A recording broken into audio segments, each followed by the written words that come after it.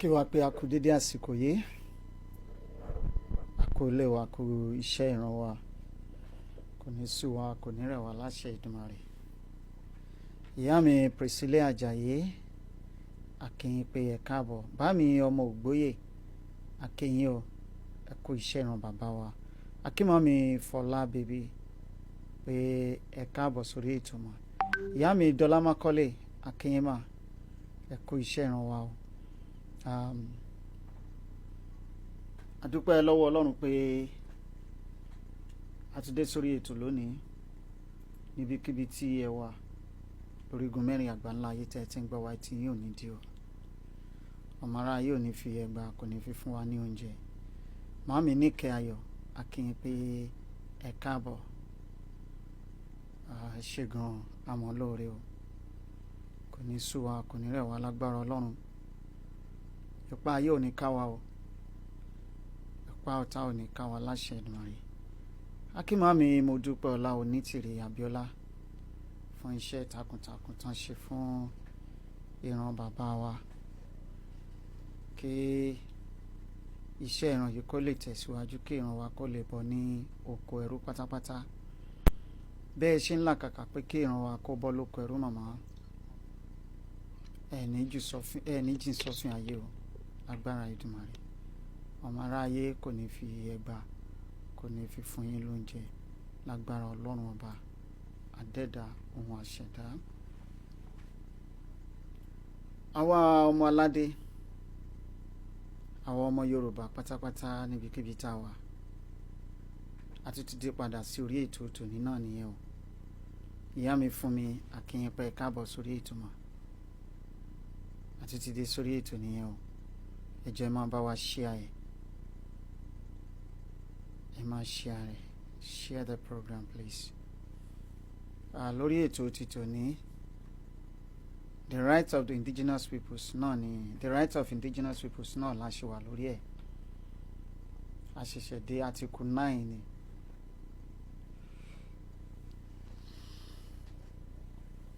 Article 9 náà ni a fẹ́ gùn lé lórí lónìí. Ẹ máa bá wa pín.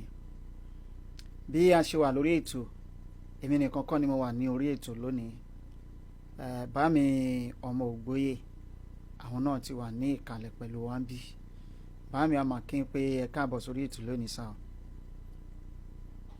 Ẹ kú wájú bàbá ìjìnlẹ̀, ó dẹ̀ kí gbogbo ọmọ Yorùbá wípé ẹ káàbọ̀ sórí ètò tí òní o. Ojú Olúwa wà pẹ̀lú wa o, àwọn alálẹ̀ ò ní fi wá lẹ̀ o. Àṣẹ Ìdùmarè. Ojú kì í ti ná alẹ́, ojú ò ní tì wá lágbára Ọlọ́run. Ojú kì í ti amọ̀ kòkò lójú amọ̀, ojú ò ní tì wá láṣẹ Ìdùmarè. Ayé ò máa fẹ́ tiwa ni o, àwa náà yóò sì máa fẹ́ ti ayé. Ìyá mi Dúpẹ́ Tọ́ba, a kí yín pé ẹ káàbọ̀ sórí ètò. Wípé ẹ kú iṣẹ́ ìran wa o. Ká ṣe pápápá lónìí bí àwọn bàbá oníṣọ̀nà kí ó má pẹ́ rárá. Ìyá mi Olúkẹ́mi Olóòtú, a kí yín mà, ẹ má bínú òtútù ni o. Ẹ ṣàforíjì fún wa o. Òtútù yẹn ń gbá gidi ni. Àfi k'Ọlọ́run tètè bá wa ṣe ká tètè dé ìlú wa ní kánmọ́nkébé kó má bàa pẹ́ jù. Tọ́ màámi Fúnmiláyọ̀ Òjó, a kí yín mà pé ẹ káàbọ̀ sórí ètò. Ẹ kú iṣẹ́ ìran bàbá wa o. Ẹ ṣeun púpọ̀ màámi, àjíǹdàrà máa jẹ́ fún gbogbo wa o. Lónìí Article 8 la ti dúró lánàá. Wọ́n ní Adébíṣẹ́ má ṣe àgbà ọ̀lẹ. Torí abala kan náà la tún ní lónìí láti ṣe fún wa. Ẹ jẹ́ ká máa tẹ̀síwájú. Ẹ jọ̀ọ́ ẹ bá wa pín, ẹ bá wa pín. Láti ẹ̀kan tá a ti bẹ̀rẹ̀ ìṣẹ́jú méje láti bẹ̀rẹ̀ ètò yìí, àwa 8 péré la ṣe wà lórí ètò. Ẹ bá wa pín. Mr. Silver, ẹ káàbọ̀ sórí ètò. Ẹ jẹ́ ká kọjá lọ sí Article 9. Ẹ jọ̀ọ́ bẹ́ẹ̀ ṣe ń gbádùn ètò yìí, ẹ jẹ́ kí power tap yẹn kó máa lọ ẹ máa power tap ojú screen yín kó máa lọ bẹ́ẹ̀ ẹ jọ̀ọ́ ẹ má jò pẹ́ńlẹ̀ rárá torí ó pẹ́ńlẹ̀ ó ń di ọṣẹ ni. ẹ jẹ́ kí a lọ sí àtìkù 9 pàápàá. Indigenous peoples and individuals have the right to belong to an indigenous community or a nation. Indigenous peoples and individuals have the right to belong to an indigenous community or nation in accordance with the traditions and customs of the community or nation concerned. No discrimination of any kind may arise from the exercise of such a right. Lára àwọn association tá a ní láti belong sí ní Bami Samti community wa a ní ẹ̀tọ́ láti belong sí community wa a ní ẹ̀tọ́ láti faramọ́ orílẹ̀-èdè kórílẹ̀-èdè tó bá wù wá bẹ́ẹ̀ la ní ẹ̀tọ́ láti sọ wípé we don't want to be part of you. Kò sí anybody Bami Daddy Akínpẹ́ káàbọ̀ tó gbọ́dọ̀ fi ọwọ́ rọ́ wa sẹ́yìn àbí fi ẹ̀tọ́ wa dùn wá gẹ́gẹ́ bí ojúlówó ọmọ ìbílẹ̀. A rí wípé láti bí ọ̀sẹ̀ mẹ́ta tá a ti ń gbé ètò yìí yẹ̀wò tá a rọra ń yànnàná ẹ̀ lé ní tere èjì tere tá a rọra ń tukọ̀ ẹ̀ díẹ̀díẹ̀. A rí wípé àwọn ẹ̀tọ́ yìí lóníranran tó ń pè ní diversity oníranran òun làwọn ẹ̀tọ́ yìí bẹ́ẹ̀ ni kò sí ẹyọ kan nínú àwọn ẹ̀tọ́ yìí tó ń sọ wípé ojúlówó ọmọ ìbílẹ̀ ò ní ẹ̀tọ́ sí o. Bí màmá ṣe ń sọ fún wa wọ́n ní automatic ní gbogbo ẹ̀tọ́ all the rights think of it think of any right at all gbogbo ẹ̀tọ́ pátápátá nínú ayé yìí automatic ní fún àwa indigenous people tí kò sí ẹnikẹ́ni tó gbọ́dọ̀ fi dùn wá lábẹ́ àkóso bó tilẹ̀ wù kó rí. Article 10 ká máa ṣe ní méjì méjì bẹ́ẹ̀ kí a lè tètè parí ẹ̀. Indigenous people shall not be forcibly removed from their lands or territories. No relocation shall take place without the free, prior and informed consent of the indigenous peoples concerned and after agreement on just and fair compensation and where possible with the option of return. Ẹ̀tútù gbọ́lẹ̀ ẹ̀kan sí. Indigenous peoples shall not be forcibly removed from their lands or territories. No relocation shall take place without the free, prior and informed consent of the indigenous peoples concerned and after agreement on just and fair compensation where possible with the option of return. Ẹgbọ́n kan tó sọ ń bẹ̀ yẹn o wọ́n ní àwa ojúlówó ọmọ ìbílẹ̀ lábẹ́ àkóso bó tilẹ̀ wù kó rí under any circumstances whatsoever wọn ò gbọ́dọ̀ fi tìpátìkúùkù lé wa kúrò ní orí ilẹ̀ wa tàbí ní agbègbè ilẹ̀ àjogúnbá wa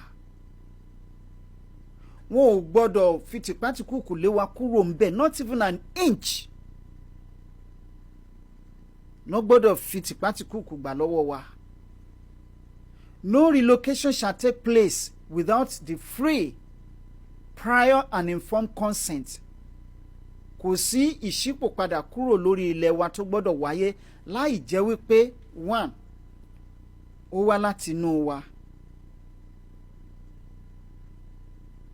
Bámi Ọmọdélé Akínpẹ́ káàbọ̀. 2 kì í ṣe láti inú wa nìkan o. Ẹlẹ́ẹ̀kejì wọ́n ti gbọ́dọ̀ inform wa tẹ́lẹ̀. Ó kẹjá ṣe báyìí. Láì jẹ́ wípé wọ́n ti kọ́kọ́ inform wa tẹ́lẹ̀. Ẹlẹ́ẹ̀kejì láì jẹ́ pé ó wá láti inú wa. Prior and informed consent of the indigenous people concerned. Láti inú àwọn ojúlówó ọmọ ìbílẹ̀ tí ìṣípòpadà kúrò lórí ilẹ̀ yẹn tó máa affect tàbí tó máa kàn gbọ̀ngbọ̀n. Then lẹ́yìn ìfẹnukò and after agreement on just and fair compensation. Ìyá mi Àníkẹ́ Àdé 176 wọ́n gbọ́dọ̀ fún wọn ní owó gbà má bínú, kò ń ṣe owó gbà má bínú lásán, owó kókó lọ kárùn lọ, owó tó máa tó ẹgbẹ́lé ayé ṣe nǹkan rẹ̀. Then where possible tó bá ṣeé ṣe ẹ tún gbọ́dọ̀ ti ọwọ́ bọ ìwé wípé lẹ́yìn ìgbà báyìí o àbí nígbà tó bá wù wá a tún lè padà wá nígbà tó a fi gbèǹdéke sí pé ní ẹ̀yìn àsìkò báyìí àwa ní option láti padà wá sí orí ilẹ̀ wa o. Ó gbọ́dọ̀ wà ní Bámi Tájù Agbájé Akínsà, ó gbọ́dọ̀ wà ní àkọọ́lẹ̀ ní Lẹ́kí l'Ékòó níbi tí agbésùnmọ̀mí tó lòun kọ́ rìfáínárì sí tìpátìkú kò náà fi lé àwọn ọmọ onílẹ̀ kúrò lórí ilẹ̀ wọn, àìmọye àwọn èèyàn tán pa nípa àfọ̀nàfọ̀nṣù. Ìyẹn ní ẹlẹ́ẹ̀kejì wọ́n fi ẹ̀tọ́ wọn dùn wọ́n fún wọn ní without the consent, kò wá láti inú àwọn ojúlówó ọmọ ìbílẹ̀ tó ń gbé lórí ilẹ̀ yẹn. Ẹlẹ́ẹ̀kejì. Ẹlẹ́ẹ̀kẹta wọn compensate owó gbà má bínú. Bàbá ń bari ẹni wípé wọn ò tọwọ́ bọ̀wé dèpòdépò pé wọ́n máa sọ wípé ẹ lè padà wá, kó fún wọn ní gbèǹdéke àsìkò táwọn tó máa fi padà wá, kò sí yẹn bẹ́ẹ̀. Bẹ́ẹ̀ kẹ̀dẹ̀rẹ́ ẹ̀tọ́ àwa ojúlówó ọmọ ìbílẹ̀ ni. Màámi Ọmọdélé Akínpẹ́ káàbọ̀ mà. Ẹ̀tún wọlé tó tún ṣẹlẹ̀ nípínlẹ̀ Ọ̀yọ́ tàrí lọ́dún tó kọjá lásìkò tó jò ń rọ̀ tí Súlè Mákindé tó lọ sínú community kan, ó lọ lé àwọn tó wà lórí ilẹ̀ baba ńlá wọn, ó lé wọn kúrò ńbẹ̀. Táwọn yẹn náà wọ́n gba gọ̀jẹ̀ fún, wọ́n ṣírò fún ilé wọn, wọ́n kó gbogbo ẹrù wọn dà síta tójò bẹ̀rẹ̀ sí ń pa ẹrù.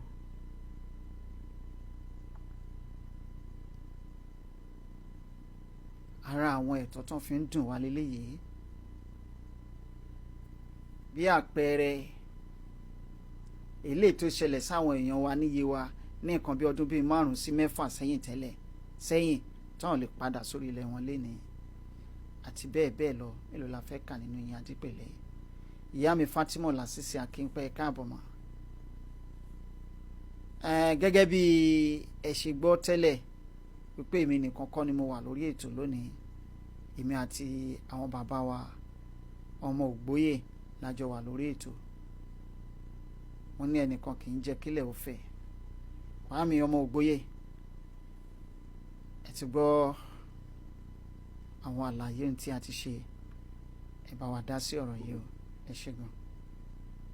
Ẹ ṣeun bàbá wa, a dúpẹ́ lọ́wọ́ Ọlọ́run nítorí pé òun ló fún yín ní àǹfààní tó fún èmi náà ní àǹfààní láti wà lórí ètò ní lónìí. Olódùmarè ẹ ṣeun, adá gbogbo òkú padà sọ́dọ̀ yín o. A lè fi àkókò yìí náà dúpẹ́ lọ́wọ́ ìyá wa Modúpẹ́ọlá Onítìrí aya Abíọ́lá tó jẹ́ wípé ó jẹ́ kí a ní ìṣíjú àti ìfọkànsí irú ètò báyìí láti máa fi kọ́ àwọn ènìyàn wa lẹ́kọ̀ọ́ kí wọ́n bá lè mọ ẹ̀tọ́ ara wọn. Lónìí ẹ̀yin ọmọ aládé, Article 9 and 10 tí wọ́n sọ yìí, ẹ̀rí wọ́n ní indigenous peoples and individuals have the right to belong to any indigenous community or nation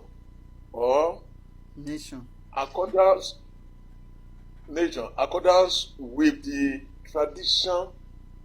traditions and the custom of the community or nation concerned.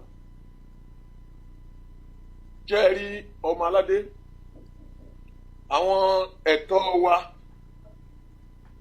ẹ̀tọ́ wa ni eléyìí. A nílò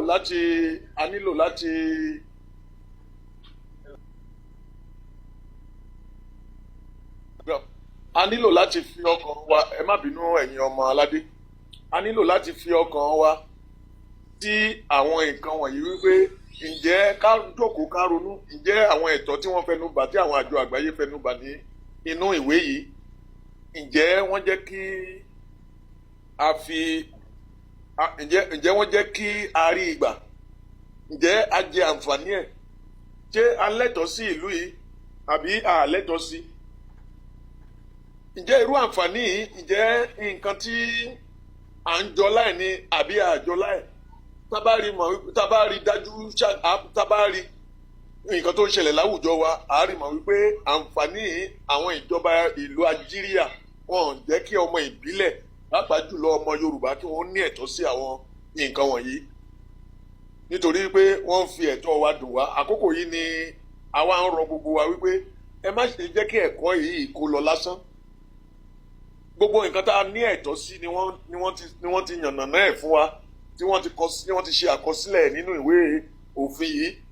Ẹ rí mọ̀ pé a ní gbogbo àwọn àjà fún ẹ̀tọ́ ọmọ ènìyàn ní gbogbo àgbáyé pátápátá bí wọ́n jókòó tí wọ́n ṣe àgbékalẹ̀ ẹ̀tọ́ ọmọ onílẹ̀ yìí. Ẹ̀tọ́ yẹn kì í ṣe fún, wọn ṣe fún ewúrẹ́, wọn ṣe fún àgùntàn, wọn ṣe fún màálù. Torí ẹ̀tọ́ ọmọ Yorùbá ń sìn àwọn Fúlàní ti ń gbà fún màálù. Àwa ni ó gbọ́dọ̀ dìde ká sọ wípé ẹ̀tọ́ wa lélẹ́yìí, wípé tiwa ni kì í ṣe ti màálù. Torí ńgbà tó ti ní kí wọ́n fún màálù ní citizenship níjọ́sí tí wọ́n dẹ̀ ń lé ẹ̀yin ọmọ onílùú kúrò lórí ilẹ̀ yín tí wọ́n ń ta fún àwọn àjòjì, lẹ́tí mọ̀ wípé wọ́n fálù màálù ju ọmọ ènìyàn lọ. Nítorí náà tá bá ní spirit tí ó jẹ́ tó mọyì, tó dẹ̀ mọyì ẹ̀kọ́, a rí mọ̀ pé ẹ̀mí yẹn ó yẹ ká jẹ́ kó gbé wa wọ̀, ká mú ẹsẹ̀ àkòrí yìí ká lè mú lò nínú ìrìn àjò wa. Nítorí wípé tá a bá ti ní ẹ̀tọ́ sí nǹkan wọ̀nyí, bí gbàtà bá ní awáyé lásán ni a ní wáyé lásán. Mo rọ̀ gbogbo wa jákèjádò orílẹ̀-èdè Yorùbá àti gbogbo ọmọ Yorùbá tó wà káàkiri gbogbo àgbáyé, ẹ̀tọ́ wa ni láti jẹ́ ọmọ orílẹ̀-èdè Yorùbá. Ẹ̀tọ́ wa ni ká sọ wípé kò á sí ní Nàìjíríà mọ́, torí pé ilẹ̀ wa kì í ṣe ti Nàìjíríà. Wọ́n tún sọ̀rọ̀ nípa òfin onílẹ̀ custom níbí àṣà ilẹ̀ wa, custom wa kò fi wá hàn gẹ́gẹ́ bí ọmọ orílẹ̀-èdè Nàìjíríà, ó fi wá hàn gẹ́gẹ́ bí ọmọ orílẹ̀-èdè Yorùbá ni. Èdè wa, àṣà wa, gbogbo ìlànà àti gbogbo nǹkan tá à ń ṣe bí ọmọ orílẹ̀-èdè Yorùbá ni, kì í ṣe pé bí ọmọ orílẹ̀-èdè Nàìjíríà. Tá bá ń wò ó, Nàìjíríà ò ní èdè o, wọn sì ní àṣà, wọn ò ní àṣà ìwọṣọ, wọn ò ní, kò sí ohun kankan tá a lè fi ṣe àpèjúwe Nàìjíríà, nítorí pé kì í ṣe orílẹ̀-èdè. Tí àwa bá tá a dẹ̀ jẹ́ ọmọ orílẹ̀-èdè Yorùbá bá ní ẹ̀tọ́ wa ni láti dúró fún ara wa, kò sẹ́ni tó gbọdọ̀ yẹ̀ wá lọ́wọ́ wò, nítorí wípé àgbékalẹ̀ òfin ni òun la ṣe ń fẹ́ kẹ́ kíyèsí abala òfin wọ̀nyí. Ẹ jẹ́ kí n rí kánmọ́ sí ẹsẹ̀ ìkẹwàá yẹn tó jẹ́ Article 10. Ó ní indigenous peoples shall not be forcibly removed from their land. Ẹ wo nǹkan tó ń ṣẹlẹ̀ ní Èkó ní Lẹ́kí, ẹ̀yin ọmọ aládé, kì í ṣe Lẹ́kí nìkan, ní gbogbo ìpínlẹ̀ tó wà ní orílẹ̀-èdè Yorùbá pátápátá ni wọ́n ti lé àwọn ọmọ onílẹ̀ kúrò lórí ilẹ̀ wọn. Ẹ wo ilẹ̀ tí, ẹ jẹ́ ká ti bí ìṣáná kíyèsí ogun. Ẹ rí, ó ti pẹ́ tí àwọn ìjọba ìlú Nàìjíríà ti ń ṣe àtakò ọmọ onílẹ̀, tí wọ́n ti ń fi ọmọ onílẹ̀, tí wọ́n ti ń fi ojú wọn gbolẹ̀ lórí ohun tí wọ́n ní. Ẹ rí, nígbà Operation Feed the Nation tí Ọbásanjọ́ gbé kalẹ̀ ní 1979, ẹ rí mọ̀ wípé wọ́n ń ṣe àwọn nǹkan kan tó ń pè ní government acquisition, nítorí pé wọ́n fẹ́ gba ilẹ̀ tí wọ́n lè máa fi ṣe ètò ọ̀gbìn tí a lè máa bọ́ tilé toko. Gbogbo ilẹ̀ tí gbogbo ẹ̀ẹ́kàn rí, wọn ò ní sọ fún àwọn onílẹ̀ tí ẹ̀ẹ́kàn jáde bá pílà nínú oko yín ni kí ló ń ṣẹlẹ̀, ẹ̀ rí àmì government acquisition lórí ẹ̀. Ibẹ̀ yẹn kò sí, ọmọ onílẹ̀ ò ní ẹ̀tọ́ sí mọ́, wọn sì fún ọmọ onílẹ̀ ní owó gbàmọ́bínú títí di èdè lẹ́nìí. Gbogbo ibi tí wọ́n ń kọ́ airport sí, tí wọ́n ń kọ́ oríṣiríṣi sí, wọ́n ní government acquisition ni wọ́n gbà lọ́wọ́ àwọn ọmọ onílẹ̀, wọ́n sọ àwọn ọmọ onílẹ̀ yẹn, wọ́n sọ wọ́n sínú ìráre, wọ́n sọ wọ́n sínú ebi. Gbogbo àwọn nǹkan wọ̀nyí ló lòdì, tó jẹ́ wípé tí a bá mọ ẹ̀tọ́ wa lábẹ́ òfin yìí, a ó gbé orílẹ̀-èdè tí kì í ṣe orílẹ̀-èdè tó jẹ́ ìlú Nàìjíríà yẹn, a ó gbé wọn lọ sí ilé ẹjọ́ àgbáyé tí ẹjọ́ àgbáyé bá gbọ́ ẹjọ́ yìí àárín mọ̀ pé wọ́n á dá wọn lẹ́bi bọ̀ ń bẹ̀. Nítorí náà àwọn ọmọ Yorùbá ẹ̀tọ́ wa ní gbogbo nǹkan wọ̀nyí ẹ jẹ́ ká mọ̀ ọ́n lójúlówó. Tá a bá mọ̀ ọ́n kò sẹ́ni tá a tẹ̀ mọ́lẹ̀. Ó ní no relocation shall take place without free. Tí wọ́n bá fẹ́ sọ, tí ìjọba bá fẹ́ sọ, àbí any organization tó bá fẹ́ sọ wípé kó kúrò lórí ilẹ̀ rẹ̀, á jẹ́ pé á ti pèsè àyè ńlá kan sílẹ̀ tó òfin ní mọ yìí wípé o fi ohun tó jẹ́ tiẹ̀ sílẹ̀, tí òfin ní mọ ìyà, tí òfin ní mọ. ẹ continue Sam ń bọ̀ dàbí mo ní àná. All right sir. Tí òfin ní mọ ìyà, tí òfin ní ní ìmọ̀lára wípé o fi ohun tó jẹ́ tiẹ̀ sílẹ̀. Wọ́n gbọ́dọ̀ fún ẹ ní owó gbàmábínú nígbà tó jẹ́ wípé tọkàntọkàn wípé ni wọ́n fi mú ẹ ni wọ́n fi mú ẹ kúrò lórí ilẹ̀ yẹn. Wọ́n á tún fún ẹ ní owó gbàmábínú, hazard allowance àti compensation wípé agba ilẹ̀ rẹ lọ́wọ́ ẹ o, agba ilẹ̀ bàbá ẹ o, agba ilẹ̀ ìlú yìí o, afẹ́ lówó nǹkan o. Síbẹ̀síbẹ̀ nígbà kì í ṣe pé wọ́n fún ẹ lówó gbàmábínú yẹn nìkan, torí owó gbàmábínú yẹn nìkan tí wọ́n nìkan fún ẹ yẹn ó ní nǹkan tó fẹ́ fi ṣe ni, kì í ṣe wípé wọ́n fi dí ilẹ̀ tí wọ́n ti mú ẹ kúrò lórí ẹ̀, kì í ṣe pé wọ́n fi dí nǹkan tí òfin yẹn ń sọ nìyẹn. Òun ni òfin yẹn ṣe sọ wípé ó ní prior and inform the consent of the indigenous people concerned and after agreement on just and fair compensation, and where possible with the options of return. Nígbà tí ó bá ti fi ọwọ́ sowọ́pọ̀ pẹ̀lú wọn tó gbà fún wọn wípé lóòótọ́ a gbà fún yín, a máa kúrò níbí, ẹ gbúdọ̀ ní àjọsọ àti ìfọwọ́sowọ́pọ̀ wípé kó dẹ̀ ní agreement, àdéhùn wípé ní àkókò yìí o, ibi tẹ́ ẹ mú wa lọ yìí o, tí ò bá san wá à ń padà bọ̀ lórí ilẹ̀ wa o. Àkókò yẹn wọn ò gbúdọ̀ yẹ ẹ̀tọ́ wa ni láti padà wá sí orí ilẹ̀ yẹn. Òun ni mo ṣe ń wo gbogbo àwọn tí wọ́n sọ wípé wọ́n ra ilẹ̀ indigenous people lénìí, tí wọ́n ní wọ́n ṣe CFO, tí wọ́n ní wọ́n ṣe kinní kan, tí wọ́n ní wọ́n ti lọ sí kóòtù kinní kan, wọ́n ti ṣe gbá, wọ́n kì í ra ilẹ̀ indigenous people. Wọ́n kì í ra ilẹ̀ indigenous people. Wọ́n máa gbogbo owó tí wọ́n san lórí ilẹ̀ yẹn wọ́n kàn san fún àkókò tí wọ́n fẹ́ lò ní.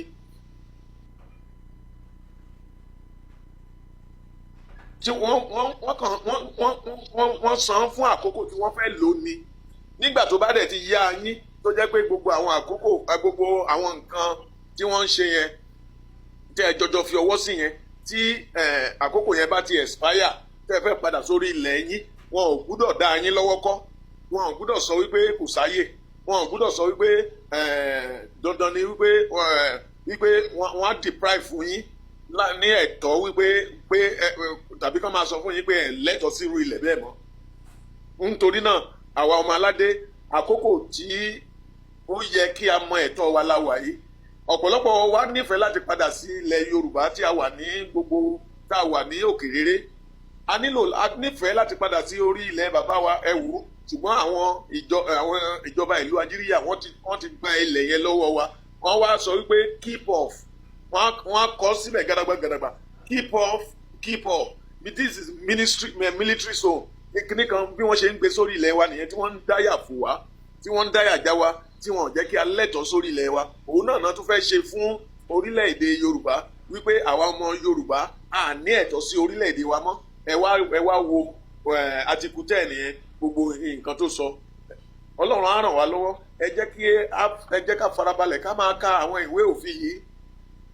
Bí ẹnì kọ̀ọ̀kan wa bá ti ń kà á, ká máa fi hàn àwọn ọmọ wa, ká máa fi hàn àwọn ọ̀dọ́ wa, ká máa fi hàn gbogbo àwọn tó jẹ́ wípé wọ́n ní ẹ̀tọ́ sí tí wọ́n ní ẹ̀tọ́ sí oore ọ̀fẹ́ yìí, torí wọ́n ti gba oore ọ̀fẹ́ yẹn kúrò lọ́wọ́ wa. Ọlọ́run Olódùmarè á bá wa gbà padà. Ọ̀nà tá a lè fi gbà padà náà ni pé ká padà sínú orílẹ̀-èdè wa, ká padà sínú orílẹ̀-èdè wa, ká padà sínú orílẹ̀-èdè wa nìkan òjọ̀kan. Ọlọ́run Olódùmarè á ràn wá lọ́wọ́. gbogbo kíní kan tún wà ń bẹ̀ tó jẹ́ pé ó yẹ ká máa ṣàkíyèsí nígbàkúgbà tá a bá ti ń tẹ ọwọ́ bọ ìwé àdéhùn, torí àdéhùn ni, lábẹ́ àdéhùn ni àwọn gbogbo nǹkan wọ̀nyí wà. Tẹ́ bá sọ pé ẹ̀ẹ̀fẹ́ náà ni wọn kò síbi tí wọ́n mú wa lọ. Nígbà tá a bá dẹ̀ wá gbà wọ́n gbúdọ̀ fi sọ́kàn wípé ọmọ onílẹ̀ ni wá, ìgbàkúgbà tó bá dẹ̀ wù wá la lè padà sórí ilẹ̀ wa láti wá gba ìṣàkóso. Owó tí wọ́n san fún wa wọn ò lè máa béèrè, wọn ò lè máa sọ wípé owó yẹn ni wọ́n fi gba ilẹ̀ yẹn lọ́wọ́ wa títí ayérayé. Wọn ò sanwó fún ìran Yorùbá lórí ilẹ̀ Yorùbá tí ìjọba Gíríyà ń lò. Nítorí náà kò sí ìjọba orílẹ̀-èdè kan tó ní ẹ̀tọ́ lábẹ́ bó ti wù ó mọ láti ṣe kíni, láti gba ẹ̀tọ́ wa lọ́wọ́ wa, láti gba ilẹ̀ wa lọ́wọ́ wa. Á dára fún wa. Ẹ ṣé gan-an ni bá mi, ẹ̀yin bàbá àtẹ̀yin màmá wa tí ẹ̀ ń gbìyànjú láti wọlé, ẹ má bínú rí ìjókòó tí sinmi. Bá mi Babákẹ́ ẹ má bínú bí bàbá àbí màmá. Màmí Ṣùbọ́mi, ẹ ṣeun púpọ̀ màá náà ní tán wọ yín o, àmọ́ lóore. Ìjọ yín èèyàn wa nínú ilé tí ẹ bá fẹ́ darapọ̀ mọ́ wa ní orí ètò yìí, tó bá ní àwọn àlàyé kan tàbí méjì tí bí àfikún sí àwọn nǹkan tí à ń gbé yẹ̀wò, àyè wà fún yín láti wọlé sí orí ètò, a máa gbà yín wọlé. Ẹ ṣeun púpọ̀ bàbá mi, ẹ kú iṣẹ́ ìran wa, ẹ̀sìn kó àtúntònú látẹ̀kan, kò ní sú yín, kò ní rẹ̀ yín láṣẹ Èdùmàrè, ẹ̀ níṣẹ́ lásán lágbára Olódùmarè.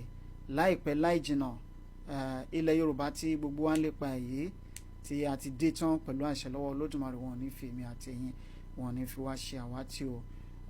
Ẹ ṣé gan ni ẹ̀yin èèyàn wa, ẹ ti gbọ́ o ẹ̀tọ́ wa ni. Ìyá mi Gani Akin pé ẹ káàbọ̀ sórí ètò.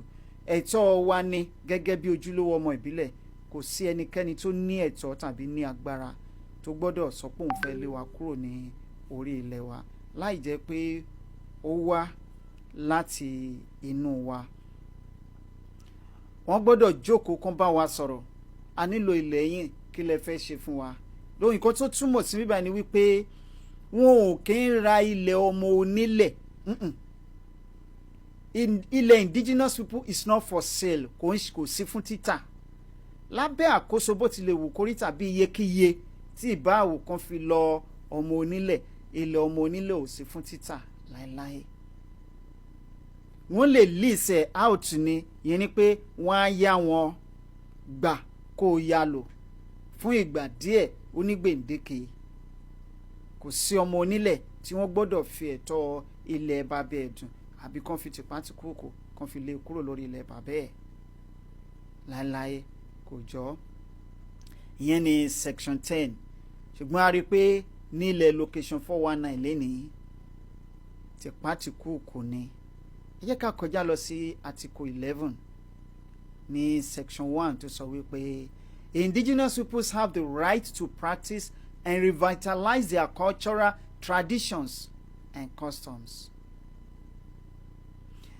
These include the right to maintain, protect, and develop the past, present, and future manifestations of their cultures, such as archaeological or historical sites, artifacts, designs, ceremonies, technologies, and visual and performing arts and literature.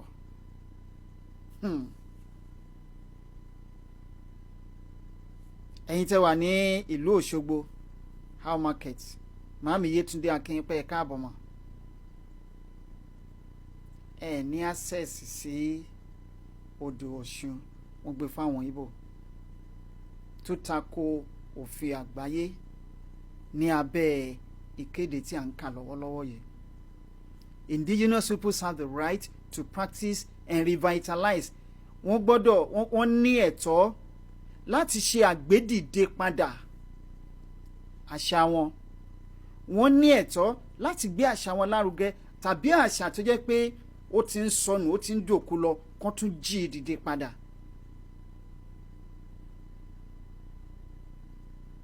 This includes the right to maintain, protect, and develop the past, present, and future manifestation of their cultures,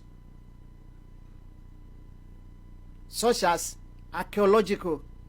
Irú àwọn bí ibi tí wọ́n sin ìyá wa Bílíkísù tí wọ́n sin sí. Àwọn kan ìṣẹ̀ǹbáyé ti àwọn baba ńlá wa. A ní ẹ̀tọ́ wa ni láti gbé dìde. Ìyá mi dúpẹ́ tó bá kí n mà. Ẹ káàbọ̀ sórí ètò tòní. And historical sites Ìkọgòsì, Òkè Ìdànrè, Odò Ọ̀ṣun àti bẹ́ẹ̀ bẹ́ẹ̀ lọ. Ojúbọ Ṣàngó ti Ọbàtálá, Ọ̀pá Ọ̀rànyàn, Ọ̀rànmíyàn, Ọ̀pá Ọ̀rànmíyànjú àti bẹ́ẹ̀ bẹ́ẹ̀ lọ. Àwọn historical sites, àwọn artifacts orí olókun àti bẹ́ẹ̀ bẹ́ẹ̀ lọ. Àwọn nǹkan tó jẹ́ ti àwọn bí àwọn agbẹ́gilére tí àwọn bàbá wa tán ti ṣe nígbà ìwáṣẹ̀ orí olókun táwọn ọ̀tá ti jí gbé lọ àti bẹ́ẹ̀ bẹ́ẹ̀ lọ.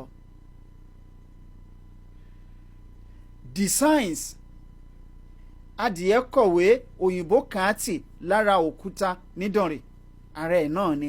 Ceremonies àwọn ọdún Ògún, ọdún Orósùn, ọdún Ọbàtálá àti àwọn oríṣiríṣi ọdún bẹ́ẹ̀ bẹ́ẹ̀ bẹ́ẹ̀ tó jẹ́ àṣà àti ìṣe àwọn bàbá wa. Technology àwọn science àwọn bàbá wa, àwọn gbogbo níṣe àwọn bàbá wa tí wọ́n ṣe lọ́jọ́ kìíní àná. And visual and performing arts and literature ìtàn àwọn bàbá ńlá wa. Kò sí ẹni náà tó ń bí nínú obìnrin tàbí tó ń fa abẹ́gbẹ̀ bí ẹ̀ tó gbọ́dọ̀ sọ wípé òun máa fi àwọn ẹ̀tọ́ yìí dùn wá. Ẹ̀tọ́ wa ni láti dáàbò bò, láti fìdí wọn múlẹ̀. Ká tún transfer ìyẹn ni ká gbélé àwọn ọmọ lọ́wọ́ nígbà tó bá dọjọ́ iwájú. Bámi ọmọ Ògbóyè ẹ tún bá wa tútàn mọ́lẹ̀ sí láti ọ̀dọ̀ tí ń lókè lọ́hùn sá. Ẹ ṣeun bàbá mi. Àwọn ọmọ aládé àwa ní kí a ronú wa wò. Torí ní gbogbo ìgbà ni mo máa ń tẹnu mọ́ wípé wọ́n ti fi ẹ̀sìn, wọ́n ti fi gba àwọn gbogbo nǹkan tí wọ́n fẹ́ nu bà níbí yìí, wọ́n ti fi gbà lọ́wọ́ wa. Ọ̀pọ̀lọpọ̀ nínú àwa tó jẹ́ ẹlẹ́sìn àti ẹ mọ̀ pé irú àwọn nǹkan wọ̀nyí wà nínú ìwé òfin. Lónìí bí ẹgbẹ̀jẹ̀ ń mọ̀, mo mọ̀ wípé ọ̀pọ̀lọpọ̀ a máa sọ wípé àwọn tó kọ́ wọ́n ń ṣe onígbàgbọ́ ni, wọ́n ń ṣe ọmọ Ọlọ́run ni, ọmọ Lúsíférì ni, ọmọ èṣù ni wọ́n. Ṣùgbọ́n ohun tó Ọlọ́run ń fẹ́ ni wọ́n kọ sílẹ̀ yìí nítorí pé ohun tí ó wà nínú ọkàn Ọlọ́run tí Ọlọ́run fi tí ó fún wa gẹ́gẹ́ bí àbùdá, gẹ́gẹ́ bí àmì orílẹ̀-èdè kọ̀ọ̀kan, òun ni wọ́n kọ sílẹ̀ wípé kò gbúdọ̀ kú mọ́ wa lọ́wọ́. Ǹjẹ́ Olóṣùntà ọ̀run Ìkẹrẹ́hùn ti kú báyìí? Ǹjẹ́ òkùnkùn ni ọ̀ràn ti kíní? Ǹjẹ́ kò ti kú báyìí? Ǹjẹ́ ọdún Ọ̀ṣun ǹjẹ́ kò ti kú báyìí nígbà tó jẹ́ pé àjòjì èèyàn náà kàti ẹ̀gbẹ́ síbẹ̀ ṣé ó lè mọ iye èèyàn? Wọ́n ní àwọn nǹkan wọ̀nyí àwọn ọmọ onílẹ̀ ní ẹ̀tọ́ láti gbé dìde. Ọdún Olúwa tí wọ́n ń ṣe ní káàkiri ilẹ̀ Yorùbá ǹjẹ́ kò ti kú? Wọ́n ní ẹ̀yin ọmọ ìbílẹ̀ wọn ò sọ fún yín nípa ẹ̀sìn nítorí pé àwọn tó mú ẹ̀sìn wá náà ọ̀pọ̀lọpọ̀ wọn lọ́jọ́kọ̀ tí wọ́n jọjọ kọkíní wọn nílùú wọn fi tí ẹ̀sìn ṣe ohun tí Ọlọ́run gbélé wọn lọ́wọ́ làwọn ń ṣe. Ẹ̀sìn yẹn wọ́n gbé kalẹ̀ láti wá mú wa kúrò nínú ìfẹ́ Ọlọ́run fún ayé wa, fún orílẹ̀-èdè wa ni. Nítorí náà wọ́n kọ eléyìí láti túbọ̀ gbé àwọn ẹbí wọn àti ẹbí tiwa náà bí Ọlọ́run ti fẹ́ ṣojú rere sí wa láti fi tì wá lẹ́yìn àti láti pè wá lẹ́sẹ̀ wípé ká lè dúró padà kúrò nínú ìṣubú tí àwọn ọ̀tá gbé wa sí. Nítorí náà ẹ̀tọ́ wa ni láti gbé orò ìdílé dìde o, ẹ̀tọ́ wa ni láti ṣe Ògún yẹn bí wọ́n ti ń ṣe o, ẹ̀tọ́ wa ni ẹ̀yin Oǹdó ẹ̀kímọ̀ Ògún tẹ̀ ń ṣe yẹn ẹ má jẹ́ kẹ́nìkan kan kọ̀ndẹ́mù yín ẹ kọ̀ntínú nítorí pé orò ìdílé yín ni, orò ìdílé ẹnìkọ̀ọ̀kan wa ni àti bẹ́ẹ̀ bẹ́ẹ̀ lọ. ṣé ẹ mọ̀ wípé ní àwọn orílẹ̀-èdè wọn yẹn níbi àwọn orílẹ̀-èdè tó wá ní around 80s tí wọ́n wá jí gbogbo ọpọ́n fákó tí wọ́n jí gbogbo ère kó tí wọ́n kó gbogbo ẹ̀ lọ nígbà yẹn àwọn tí ń ṣe ọdún Ifá nísìnyí nílùú wọn baba ńlá wọn kọ́ ló dẹ̀ nípa tó dẹ̀ jẹ́ wípé orílẹ̀-èdè wọn ń sọ̀pọ́ọ̀tì wọn àwọn ló ń kọ́lé fún wọn wọ́n á tún ya wọ́n á tún kọ́ ìlú community Ifá community sí wọn Ọ̀rúnmìlà community nílùú tí ìṣe bẹ̀ ni Ọ̀rúnmìlà ti wá a gbọ́ ìtàn kan lẹ́nu ọjọ́ mẹ́ta yìí tó jẹ́ wípé àwọn Brazil wọ́n wá ń claim wípé àwọn ló ní Ọ̀rúnmìlà tí ìbá jẹ́ pé ẹni tí wọ́n ń sọ fún jẹ́ ẹni tó gbójú tó gbóyà ni tó wá ń béèrè lọ́wọ́ wọn wípé ókè ẹ kí oríkì Ọ̀rúnmìlà fún mi tán wá kí oríkì Ọ̀rúnmìlà tí ò bá nǹkan tí oríkì Ọ̀rúnmìlà ń jẹ́ tóun wá kí fún wọn tó wá bí wọ́n léèrè pé ṣé nǹkan tóun kí yẹn ṣé òótọ́ ní tán ní òótọ́ ni tó wá béèrè pé bo ní ìlú Ọ̀rúnmìlà yẹn ilé Ọ̀rúnmìlà yẹn orí òkè Ọ̀rúnmìlà yẹn pé bo ló wà ní Brazil kan wá júwe wọ́n ní kò sí ní Brazil ókè báwo ni Ọ̀rúnmìlà ṣe wá jẹ́ ọmọ ìlú yín ṣe mọ̀ pé nígbà tó bá máa tó ọdún mẹ́wàá síbí àwọn yẹn wọ́n á claim Ọ̀rúnmìlà yẹn mọ́ ilẹ̀ Yorùbá lọ́wọ́ nílẹ̀ Yorùbá àwọn gan ó níbi tí Ọ̀rúnmìlà ti jáde wá ṣùgbọ́n nítorí pé wọ́n pa àṣà àti ìṣe yẹn run mọ́ wa lọ́wọ́ a ò mọ bẹ̀ mọ́ gbogbo àwọn nǹkan wọ̀nyẹn ó ń ṣe àkóbá fún ìjọmọ ènìyàn àwa ọmọ aládé ó ń ṣe àkóbá fún ìtẹ̀síwájú àti fún ìgbé ayé tó nítumọ̀ tó yẹ ká máa gbé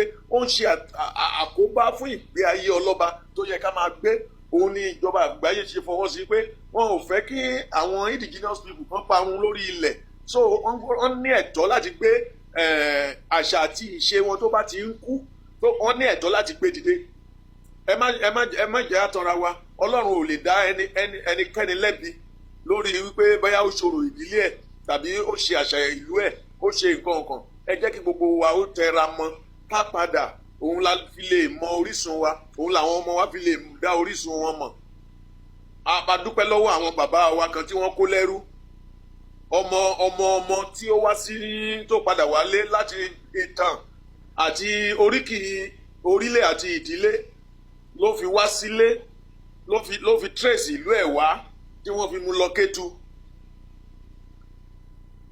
nígbà tó dẹ̀ dé Kétu wọ́n ṣe orò ìdílé fún wọ́n wá mọ̀ wípé ọmọ ọkọ ni tí ò bá sí irú eléyìí ṣe mọ̀ wípé á dìṣòro fún irú ẹni yẹn láti wá ilé bàbá ẹ̀ kàn ọ̀pọ̀lọpọ̀ wa ló ti sọnù lónìí nítorí pé wọ́n ti gba àṣà àti ìṣe lọ́wọ́ wa òun ni wọ́n ṣe gbé òfin yìí kalẹ̀ wípé a gbọ́dọ̀ padà sínú àṣà àti ìṣe yẹn wípé kò gbọ́dọ̀ sí ẹnikẹ́ni tó gbọ́dọ̀ yẹ̀ wá lọ́wọ́ wò ẹ jẹ́ kí n fẹnu mẹ́nu lórí ẹ̀ Ọlọ́run Olódùmarè á ran ẹnìkọ̀ọ̀kan wa lọ́wọ́ culture wa ṣe pàtàkì o history wa ṣe pàtàkì o.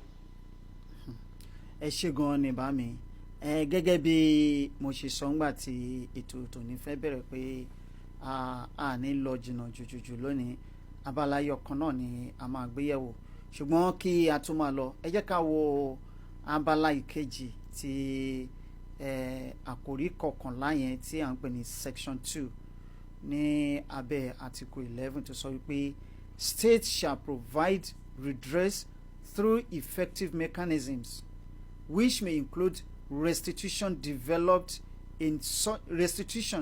developed in conjunction with indigenous peoples with respect to their culture, intellectual, religious and spiritual property taken without their free, prior and informed consent or in violation of their law, traditions and customs. Nǹkan tí eléyìí ń sọ fún wa ní bíbá yìí ni wípé gbogbo àwọn ẹ̀tọ́ tó wà lókè tí a ti kà sẹ́yìn yìí tí a bá rí ibikíbi tí wọ́n ti fi dùn àwa ojúlówó ọmọ ìbílẹ̀ ìjọba ní abẹ́ orílẹ̀-èdè tí wọ́n bá wà nínú orílẹ̀-èdè tí wọ́n bá wà ó gbọ́dọ̀ rí i dájú wípé wọ́n mú àyípadàbọ̀ sípò bí àmúpadàbọ̀ sípò wá bá gbogbo àwọn àṣà àti ìṣe àti àwọn ẹ̀tọ́ tí a ti kà sókè yá àtúnṣe wọ́n gbọ́dọ̀ ṣe àtúnṣe bẹ́ẹ̀ ni ẹ ṣeun púpọ̀ bá mi wọ́n gbọ́dọ̀ mú ìpadàbọ̀ sípò wá bá wọ́n gbọ́dọ̀ ṣe àtúnṣe kí àwọn ọmọ nílùú kí wọ́n lè tún bẹ̀rẹ̀ sí gbé àṣà àti ìṣe wọn lárugẹ ẹ bá wa yànnà náà síwájú sí sá ẹ ṣeun sá. ẹ ṣeun bàbá mi. Gbogbo àwọn ọmọ aládé ẹ jẹ́ ká máa gbọ́. Tó bá jẹ́ pé ìlú tó dára ni àti tó bá dẹ̀ jẹ́ pé àwọn adarí tó jẹ́ pé wọ́n mọ ohun tí wọ́n ń ṣe ló ń darí wa. Jẹ́ ẹ mọ̀ pé wọ́n ti fi àwọn ẹ̀tọ́ wọ̀nyí wọ́n ti fi dùn àwọn ọmọ onílẹ̀, àwọn ọmọ ilẹ̀ Yorùbá, àwọn ọmọ ọkọ ilẹ̀ Yorùbá. Wọ́n ti fi dùn wá nípa fífi ẹ̀sìn já àwọn nǹkan wọ̀nyí gbà lọ́wọ́ wa. Òun ni wọ́n ṣe sọ wípé kí àwọn ìjọba kí wọ́n ṣe àtúnṣe lé lórí. Ó ti pọn dandan, wọ́n fi pọn dandan gbọ̀n ni wọ́n fún wọn níbí yìí. Tó wá jẹ́ nítorí pé ìlú Nàìjíríà ìlú tí kìí ṣe ìlú tí kìí ṣe orílẹ̀-èdè tí ó jẹ́ pé àkójọpọ̀ ìdókòwò fún àwọn amúnilẹ́rú ni. Tó bá jẹ́ pé ó jẹ́ ìlú ni, gbogbo àwọn àtúnṣe wọ̀nyí ni wọ́n gbúdọ̀ ṣe fún àwa ọmọ aládé. Àwọn orílẹ̀-èdè tó sì wá jalè wa tó kó gbogbo ohun ìní wa lọ, àwọn activists wa, àwọn ère wa, àwọn òrìṣà wa, àwọn ohun àṣà wa, títí dé àga kábíyèsí tí wọ́n jí gbé lọ nígbà náà àti adé ọba obìnrin tí wọ́n ń pè ní ìyá Bílíkísù àti àga ìyá Bílíkísù tí wọ́n gbé lọ nígbà náà. Wọ́n gbúdọ̀ ó yẹ kí ìjọba dìde, àwọn olórí ìlú ó yẹ kí wọ́n dìde kí wọ́n ó sì dá kíní yìí padà, nítorí pé tán bá béèrè fún padà wọ́n nílò wọ́n á gbé kalẹ̀, nítorí pé òfin yìí sọ wípé wọ́n gbúdọ̀ ṣe àtúnṣe lé lórí.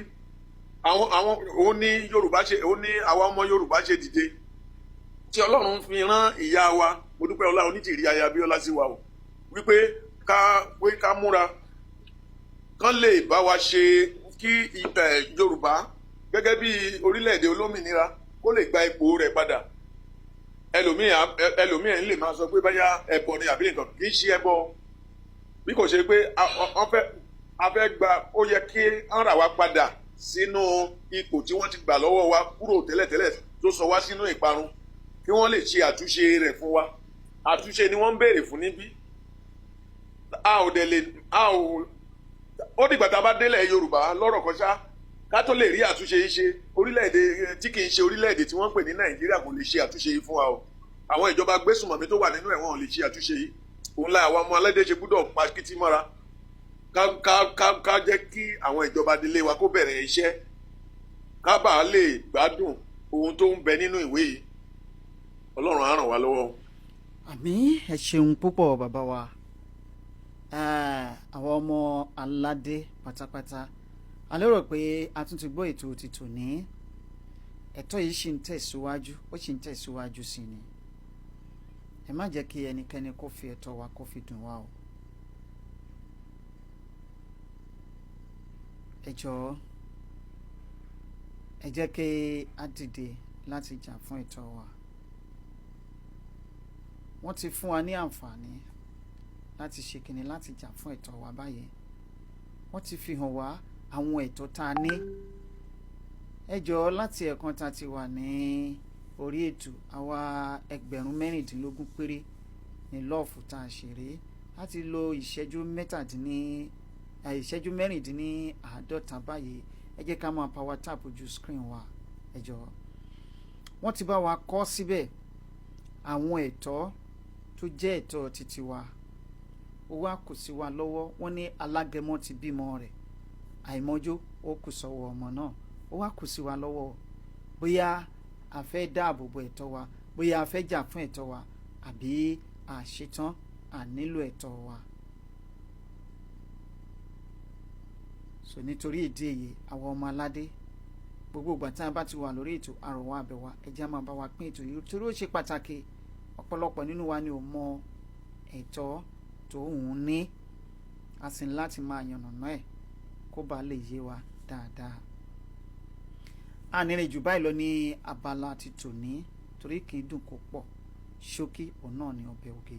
Ṣùgbọ́n ká tó máa lọ ẹ jẹ́ kí n tún pe bàbá wa ọmọ Ògbóyè kan bá wa dágbére ní orí ètò yìí kí a máa kásẹ̀ tuntun nílẹ̀. Ẹ ṣé gan.